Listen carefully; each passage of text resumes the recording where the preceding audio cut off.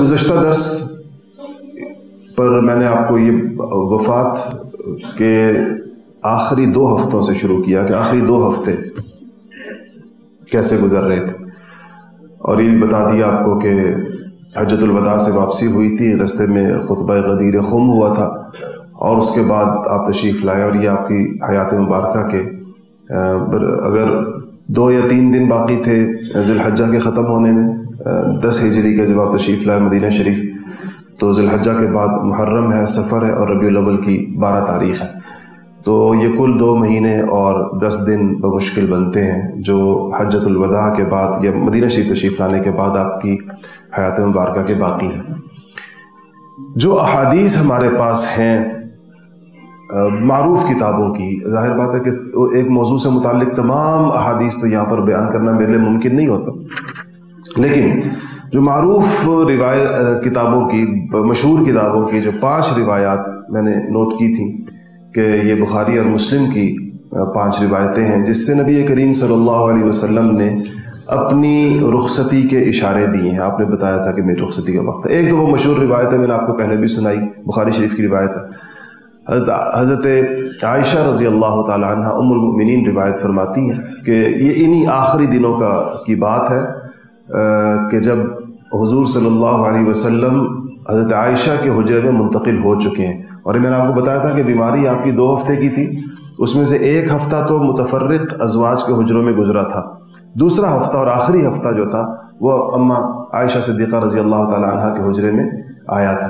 اس موقع پر آپ نے ایک دن حضرت فاطمہ الزہرا رضی اللہ تعالی عنہ کو بلایا، اور حضرت عائشہ کی روایات میں ایک عجیب وہ ہے، یعنی فاطمہ کے چل کر آنے کے منظر سے انہوں نے اپنی روایت کا آغاز کیا ہے۔ کہا کہ فاطمہ چل کر آئیں، اور کہا کہ فاطمہ کی چال کیا ہی اپنے والد کی طرح تھی، یعنی وہ چل کر آتی تھی تو ایسا لگتا تھا حضور چل کر آ رہے، باپ بیٹے کی چال کی مشابہت اما عائشہ کہتی ہیں ایسے جیسے فاطمہ چلتی ہوئی مجھے نظر آئیں گا، یعنی حضرت عائشہ اصل میں ریکال کر رہی اس وقت کو، تو ادھر سے ان کی یاداشت یا ان کا یہ کہنا چاہیے کہ ان کے ذہن میں جو منظر تازہ ہوتا ہے وہ حضرت فاطمہ کے چل کر آنے کا ہوتا ہے۔ کہا کہ ایسی چلتی ہوئی آئیں کہ کیا ہی اپنے باپ کی طرح چلتی تھیں، کہا اپنے والد کی طرح چلتی تھی، تو کہا آئیں، اور حضور اکرم صلی اللہ علیہ وسلم نے ان سے سرگوشی فرمائی، کان ان کا اپنے کان ان کے کان میں ارشاد کچھ فرمایا، تو کہا کہ میں نے دیکھا کہ فاطمہ رو پڑی، تو اس کے بعد پھر آپ نے دوبارہ فاطمہ کو اپنے قریب کیا اور پھر کچھ کان میں ارشاد فرمایا، تو وہ ہنس پڑی،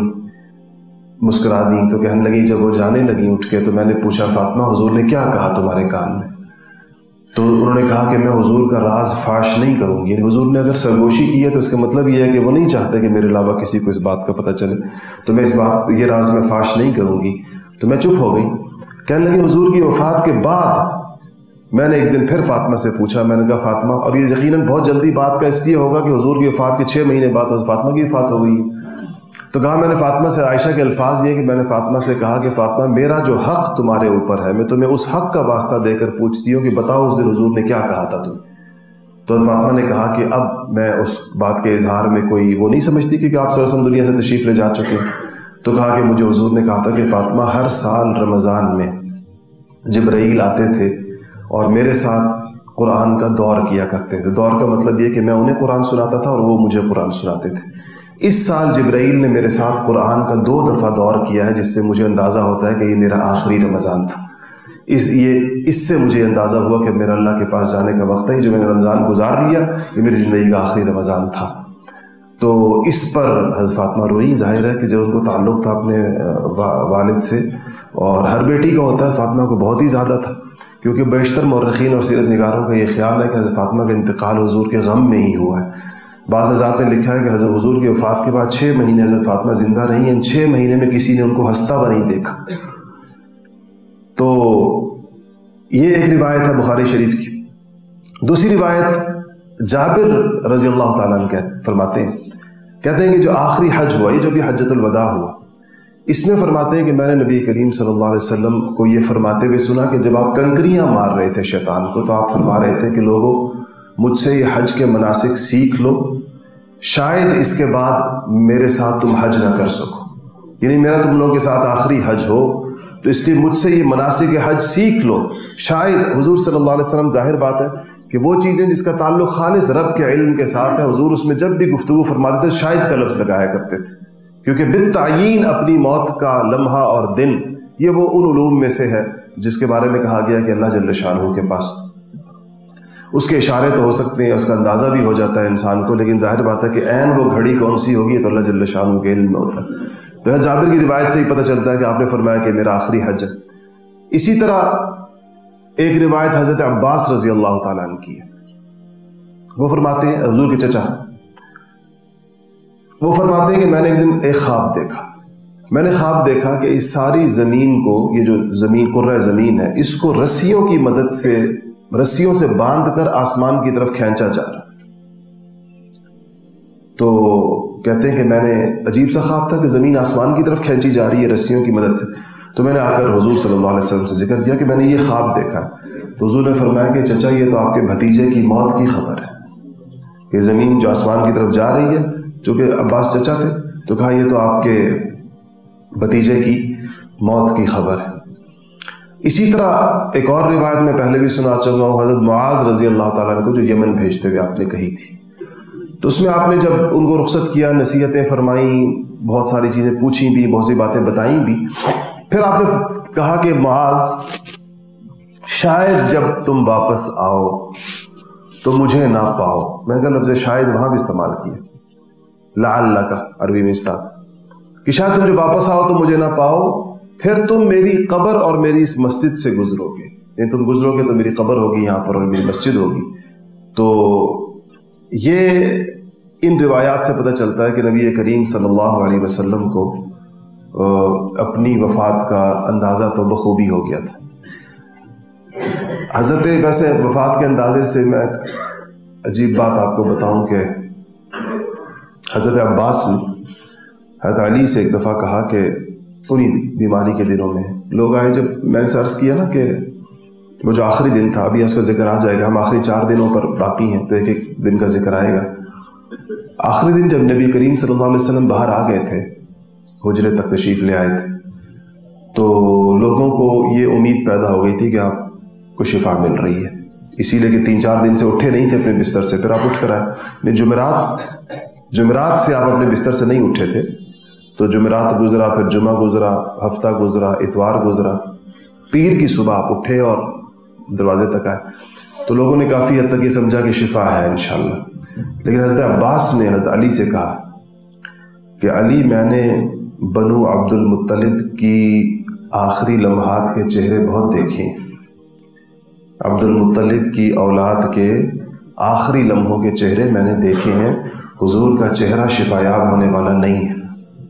کہا یہ وہ چہرہ مجھے نظر آیا کہ یعنی کہ جب بنو عبد المطلب کے چہرے ایسے ہو جائیں، کوئی علامت ہوگی جو ان کے سامنے، یہ عربوں کی ذہانت اور قیافہ شناسی کی مثالیں ساری کی ساری، ان میں اس معاملے میں عجیب علوم ان کے پاس تھے۔ قیافہ یعنی چہرہ دیکھ کر چیزوں کو پہچاننا، حتیٰ کہ پاؤں دیکھ کر کسی کو پہچان لینا، عجیب عجیب اس میں واقعات ہیں اس قوم کی غیر معمولی ذہانت کے۔ تو کہا کہ یہ چہرہ وہی ہے، یعنی جب مرض الوفات کے وقت میں جو بنو عبد المطلب کا چہرہ ہو جاتا ہے یہ اسی طرح کا۔ اچھا، بخار بہت شدید تھا آپ کو۔ اما عائشہ فرماتی ہیں کہ میں نے زندگی میں کسی شخص کو اتنا تیز بخار نہیں دیکھا جو رسول اللہ صلی اللہ علیہ وسلم کو میں نے دیکھا۔ صحابی کہتے ہیں مجھے حضور صلی اللہ علیہ وسلم نے فرمایا کہ مجھے اتنا تیز بخار ہے جیسے تم میں سے 2 بندوں کو شدید ترین بخار ہو جائے تو ان کا بخار جمع کر کے مجھے ہے۔ تو صحابی فرماتے ہیں میں نے کہا کہ یا رسول اللہ پھر تو آپ کا اجر بھی دوہرا ہوگا، جب بخار ڈبل ہے تو اجر بھی ڈبل ہوگا۔ آپ نے فرمایا ہاں، اجر بھی دوہرا ہے اس کے اوپر۔ اور اس پر جگہ جگہ وہ آیا ہے کہ وصیتیں کچھ بتا دوں آپ کو، نبی کریم صلی اللہ علیہ وسلم نے اس بیماری کے زمانے میں کچھ وصیتیں فرمائی ہیں جو مختلف اوقات میں ہوں گی۔ ایک وصیت انصار کے بارے میں، کیا ہوا؟ یہ ہوا کہ عباس رضی اللہ تعالیٰ عنہ فرماتے ہیں کہ میں باہر گیا تو انصار مسجد نبوی میں بیٹھے رو رہے تھے، کئی دن سے حضور نکلے نہیں تھے کام میں لوگ۔ میں نے کہا کہ کیوں رو رہے؟ تو انہوں نے کہا کہ حضور کی مجلس یاد آ رہی ہے، حضور نہیں آئے کئی دنوں کے بیمار، باہر تشریف لائے، ممبر پہ تشریف رکھا، نصیحتیں نہیں فرمائی۔ تو عباس اندر آئے، حضور سے کہا کہ انصار اداس بیٹھے اور ان میں سے کچھ لوگ رو بھی رہے ہیں، آپ کو یاد کر رہے ہیں۔ تو حضور نے عباس کے کندھے پر ہاتھ رکھ دیے، دوسری طرف سے علی مرتضیٰ آ گئے، ان کے کندھے پر ہاتھ رکھ دیے، اور اسی طرح تشریف لے آئے مسجد کے اندر۔ تشریف لائے تو انصار بڑے، یعنی انصار کو اندازہ نہیں تھا کہ ہمارا ایسے پیغام جائے گا تو حضور باہر آ جائیں گے اس حال میں، تو آپ تو دلداری فرماتے تھے اپنے لوگوں کی. تو آپ نے پھر کہا، اس موقع پہ جو وصیتیں فرمائیں وہ انصار کے حقوق کے بارے میں تھی.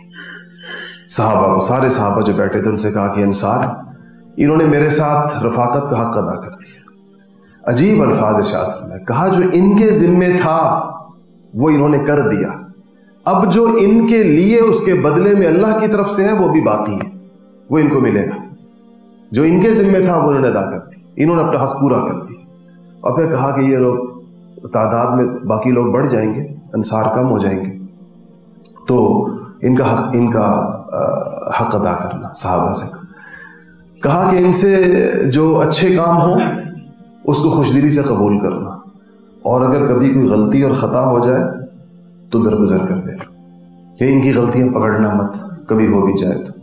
یہ کیونکہ دیکھیں اس کے بعد الائمہ من القریش آپ نے فرمایا تھا کہ امامت تو قریش میں ہی آئے گی، تو ظاہر بات ہے چاروں خلفاء نے آپ کے بعد جو آنا تھا، بلکہ حضرت سیدنا امیر معاویہ سمیت اگلے بھی تمام سارے حضرات قریش میں سے ہی تھے، تو انصار کو حکومت تو نہیں ملنی تھی اگلے ادوار تک، تو حکومت تو مہاجرین میں رہنی تھی.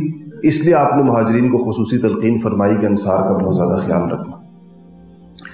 ایک تو یہ وصیت تھی انصار سے حسن سلوک کے بارے میں. دوسری آپ نے فرمائی کہ اخرج المشرکین من جزیرۃ العرب، جزیرہ عرب سے مشرکین کو نکال دو.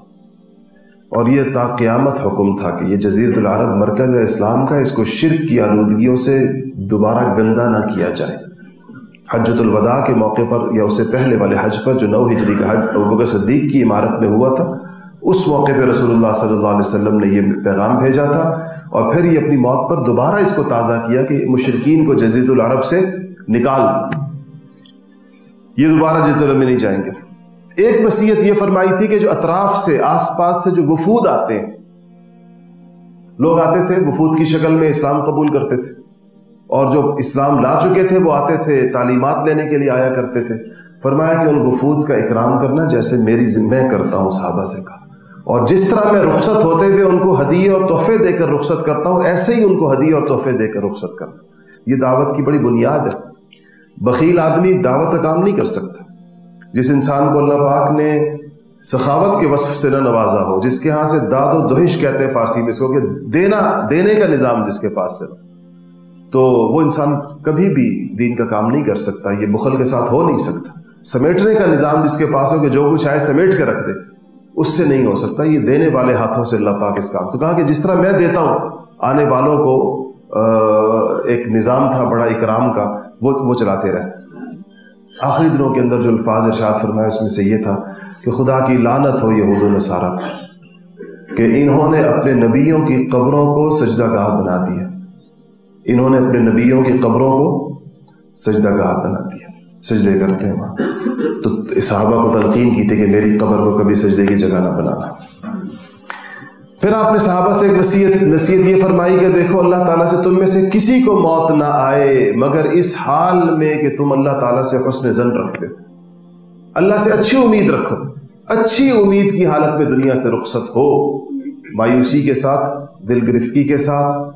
یہ مسلمان کا وقت گزارنے کا طریقہ نہیں. اور یہ میں آپ کو بتاؤں کہ مایوسی اور دل گرفتگی یہ در حقیقت گناہوں کی نحوست ہوتی ہے. جس شخص کے گناہ جتنے بڑھتے چلے جائیں گے اس کا دل افسردہ ہوتا چلا جائے گا. اور نیک لوگوں کی افسردگی میں اور گناہگار کی افسردگی میں فرق ہوتا ہے. نیک شخص کے اوپر بھی کیفیت آتی ہے، انقباض اس کے اوپر بھی آتے ہیں، لیکن وہ قلب کے اوپر رہتا ہے، اوپری سطح کے اوپر ہوتا ہے، وہ قلب کے اندر نہیں گھستا جا کے. قلب کے اندر الا بذکر اللہ تطمئن القلوب، قلب کے اندر ذکر اللہ کی وجہ سے جو اطمینان دیا جاتا ہے، جو ذکر اللہ کی وجہ سے جو اللہ پاک جو ہے وہ قلب کو ایک راحت دیتے ہیں، وہ ہمیشہ رہتی ہے. اس کے اوپر وقتی غم آتے ہیں، اداسیاں بھی آتی ہیں، غم بھی آتے ہیں، تکلیفیں بھی آتی ہیں، صدمے بھی پہنچتے ہیں، سانحے بھی ہوتے ہیں، لیکن یہ سب دل کی بالائی سطح سے گزرتا ہے. دل کے اندر ذکر اللہ کی برکت سے، الا بذکر اللہ تطمئن القلوب، اس کی برکت سے ہر وقت ایک اطمینان کا دریا، اطمینان کا جھرنا بہتا رہتا ہے. ایک آپ نے فرمایا کہ جو آخری زمانے کی بالکل آخری دن کی نصیحت ہے، تو کہا کہ الصلاۃ، نماز. نماز کا خیال کرنا، اور ایک آپ نے کہا کہ غلاموں کا خیال کرنا. یہ وصیتیں تھیں. اچھا، اگر آ جائیں جو آپ کے آخری دن، جس طرح میں نے عرض کیا کہ 4 دن پہلے تک آپ صلی اللہ علیہ وسلم نے نمازیں پڑھائی ہیں. بیشتر صحابہ کی جو احادیث ہمارے سامنے ہیں، امہات المومنین صحابیات کی بعض احادیث سے پتہ چلتا ہے کہ جمعرات کو آخری نماز پڑھائی آپ. حتیٰ کہ صحابہ کہتے ہیں اس میں آپ نے والمرسلات عرفاً پڑھی ہے، اور مغرب کی نماز تھی، کہتے ہیں یہ آخری نماز ہے. جمعرات کی عشاء میں آپ تشریف نہیں لے جا سکے. جمعرات کی مغرب پڑھائی والمرسلات عرفاً کے ساتھ، اور جمعرات کی پھر عشاء میں آپ تشریف نہیں لے جا سکے. ام المؤمنین اما عائشہ صدیقہ رضی اللہ تعالیٰ عنہ فرماتی ہیں کہ عشاء کی نماز کا وقت. اچھا، یہ بھی آپ کو پتا ہے کہ صحابہ کے زمانے میں نماز کے اوقات تو متعین نہیں تھے، گھڑیاں تو تھی نہیں، گھڑی کے حساب سے نماز ہوتی. اذان ہو جایا کرتی تھی، صحابہ تشریف اذان سن کر مسجد میں تشریف لے آیا کرتے تھے، اور پھر حضور کی آمد کا انتظار کیا کرتے تھے. جس وقت حضور آتے تھے نماز پڑھ لی جاتی تھی. تو عشاء کی نماز کی اذان ہوئی اور وقت ہونے لگا، تو حضور نے عائشہ سے پوچھا کہ عائشہ، لوگوں نے عشاء کی نماز پڑھ لی؟ دیر ہو گئی تھی، تھوڑی وقت زیادہ ہو گیا خلاف معمول. عائشہ نے فرمایا کہ نہیں یا رسول اللہ، آپ کے انتظار میں بیٹھے. مغرب تو پڑھائی تھی، تو عشاء کا انتظار تھا لوگ. فرمایا کہ مرو ابا بکر فلیصلی بالناس، ابو بکر سے کہو کہ لوگوں کو نماز پڑھائے. اما عائشہ فرماتی ہیں کہ مجھے اپنے والد کی طبیعت کا پتہ تھا. اس سے پہلے حضور نے زندگی میں حضور کے مصلی پر کوئی نہیں کھڑا ہوا حضور کے سامنے، حضور کی موجودگی کے اندر. بعض حضرات مورخین نے، بعض ادگاروں نے ایک نماز کا استثناء کیا. فرماتے ہیں زندگی میں ایک نماز حضور نے صلی اللہ علیہ وسلم نے حضرت عبد الرحمن ابن عوف کے پیچھے پڑھی ہے. اس کے علاوہ آپ نے کبھی کسی کے پیچھے نماز نہیں پڑھی.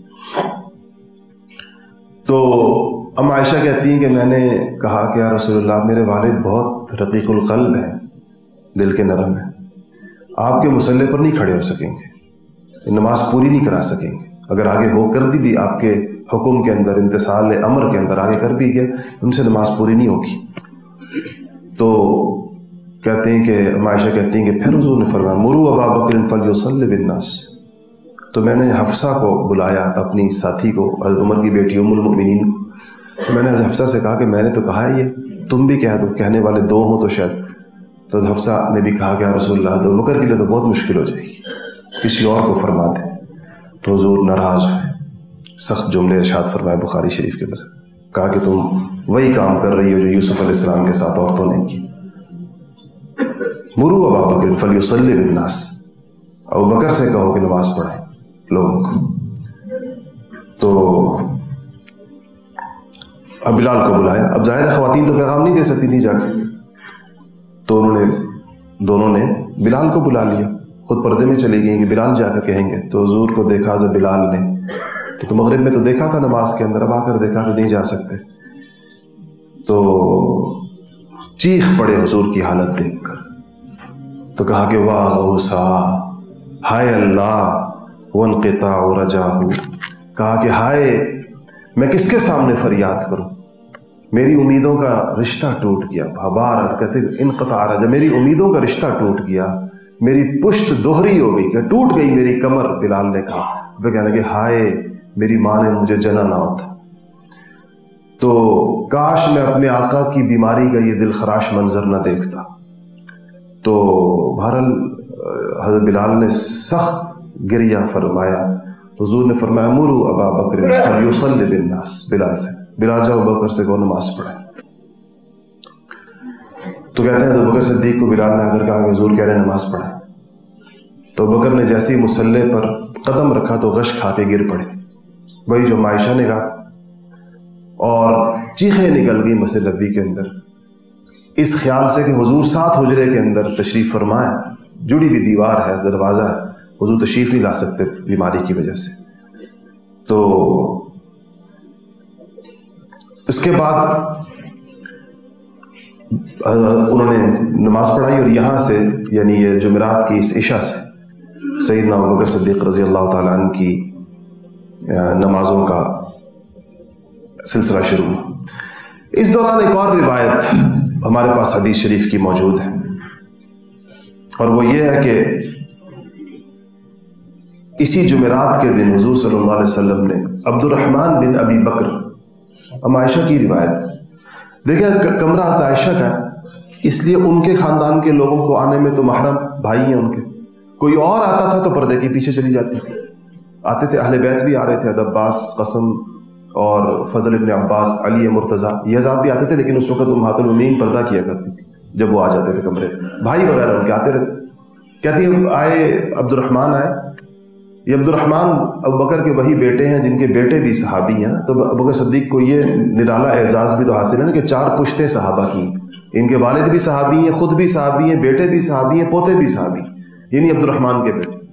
कहते अब्दुर्रहमान आए तो हुजूर ने कहा कि कोई चीज़ ले आओ लिखने वाली। हुजूर खुद तो लिख नहीं सकते थे, लिखने के लिए मंगवाते थे, और कहा कि ले आओ ताकि मैं अबू बकर के बारे में वसीयत लिख दूँ, ताकि बाद में कोई इख्तिलाफ ना हो, अबू बकर की खिलाफत में, अबू बकर की जानशीनी में कोई इख्तिलाफ ना हो। अब्दुर्रहमान से कहा ले आओ मैं कोई चीज़ लिख दूँ। तो अब्दुर्रहमान कहते हैं मैं उठ के जाने लगा तो कहा रहे बैठ, छोड़ो, इन्नल्लाह वल मुमिन अबल्लाहु वल मुमिनून अन युख्तलफ अलैका या अबा बकर। कहा कि अल्लाह और मोमिन, ना अल्लाह मानेगा इस बात को और ना मोमिन मानेंगे इस बात को कि अबू बकर की खिलाफत पर किसी को इख्तिलाफ है, कहीं नहीं, ये इस पर नहीं मुसलमान जमा होंगे कभी, और ना अल्लाह ताला ये बात मंजूर करेगा कि मेरी जानशीनी अबू बकर के अलावा कोई और करे। कहा इससे यानी तुम्हारे बारे में अबू बकर थे नहीं मां, लेकिन या अबू बकर तुम्हारे बारे में इख्तिलाफ नहीं होगा। इख्तिलाफ से मुराद ये था, ये मतलब नहीं था कि राय नहीं आएगी, राय तो आई, अंसार की भी राय आई, उससे अगले जुमे में इंशाअल्लाह से बात करेंगे, लेकिन इजमा हो जाएगा मुसलमानों का, मुसलमान उसके ऊपर मुत्तफिक हो जाएंगे। सैयदना अली करमल्लाहु वजह का जुमला कितना शानदार है, ऐसा जुमला है कि जो हमेशा याद रखना चाहिए। उन्होंने हज़रत अली ने फरमाया कि जब रसूलुल्लाह ने अबू बकर को अपने मुसल्ले पर खड़ा करके हमारी आखिरत का इमाम बना दिया, तो हमने फिर उनको अपनी दुनिया का इमाम बना दिया। कहा फिर हमने उनको अपनी दुनिया का इमाम, ये खिलाफत तो दुनियावी होती है, का मुसल्ला तो उखरवी चीज़ है। जब रसूलुल्लाह ने उनको मुसल्ले पर खड़ा करके उन्हें हमारी आखिरत का इमाम बनाया, तो हमने फिर उनको अपनी दुनिया का इमाम बना दिया।